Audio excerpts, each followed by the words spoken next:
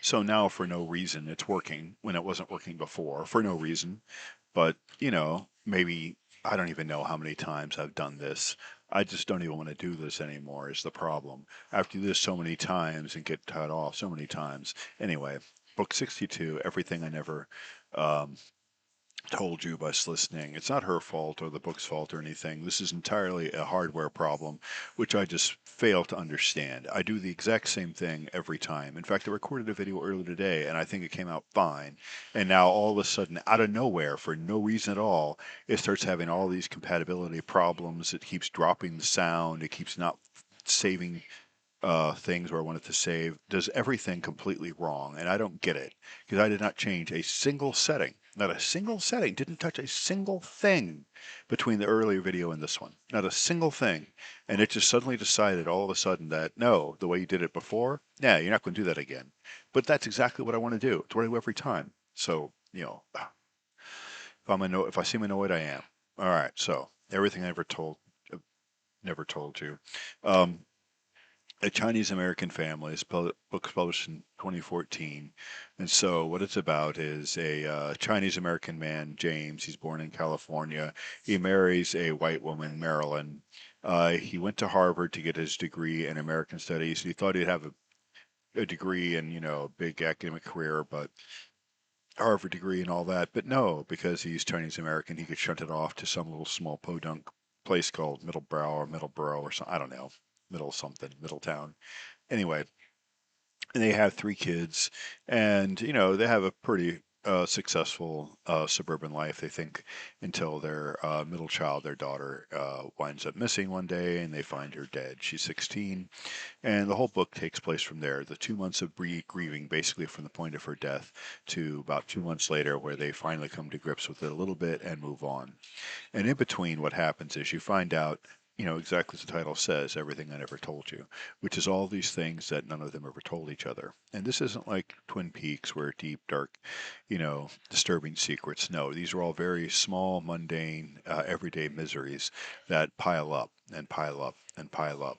So for James to already know that he had wanted to be a Harvard professor, and he wound up being a Middletown, Nowhereville professor because he's Chinese, and this is the 1950s.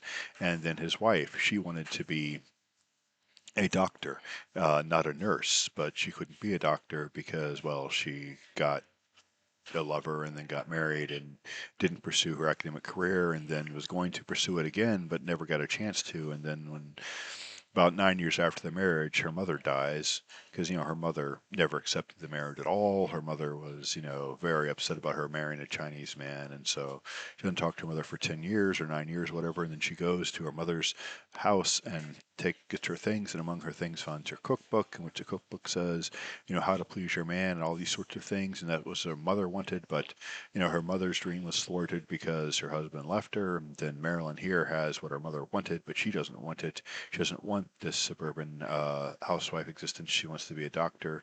So she leaves her family and goes to study being a doctor. And that lasts her a couple of months until she finds out she's pregnant with their third child, Hannah. She comes back to the family, and the family continues on and struggles on until Lydia is 16 and winds up dead, drowned in the lake. And then the whole sort of who did this, how this happened, what's going on. Look for deep dark secrets. They find nothing. Her diary is literally blank. She writes nothing in it because she really has nothing much in the way of secrets. Um, the big secret she has is that she doesn't want the life she's got. That she is pleasing her mother because remember that cookbook? Well, Lydia found it too. And she saw all these things about pleasing your mom and pleasing your man and all these sorts of things. And she figured that this is what her mom wanted.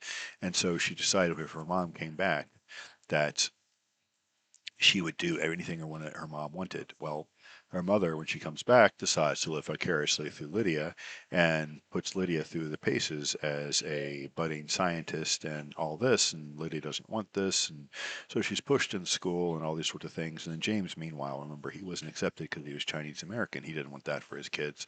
And so he pushes his kids to have friends and, these kinds of things and be social. But it doesn't work for Lydia. She doesn't have any friends. None of these girls like her, in part because every time she gets invited to go someplace, she says no because she has to go home and study and do the things she doesn't want to do.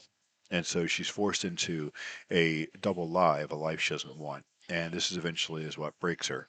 Her brother gets accepted to Harvard, and he wants to go because he wants to be an astronomer. He's been studying astronomy all of his life and loves it. And she's going to miss her brother because her brother is the only one she can talk to. And so she goes out the lake and dies.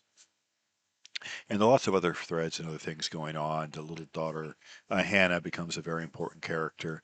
And all the way through the book, there's a darkness because you don't know what's going to happen. But eventually, about two-thirds of the way through, you reach the nadir of all their darkness, and the light begins to shine through. This is after about, I guess, it's about 2 months of grieving. They all make mistakes, and they come back together, and they find to live together. And yeah, there's some feminism going on here, and there's some intersexuality going on here, um, intersectionality going on here, dealing with race, dealing with what it means to be Chinese American, what it means to be third generation immigrant.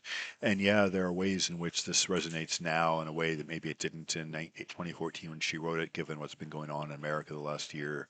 Um, and yeah, so it's a very interesting book. The racism is maybe more subtle than you would expect in a book of this nature because James spent his entire life running away from it, doesn't want the pressures of race to impact his family the way his kids the way it did his, but he finds out through Lydia's death that it does, and Marilyn finds that she's pushing her daughter in ways that she shouldn't as well, and so that's basically where the book winds up. There's some other things going on, but to tell you the truth, I'm not into it, so we're going to end this here. And good book. It doesn't deserve this slight treatment, but I've had it today.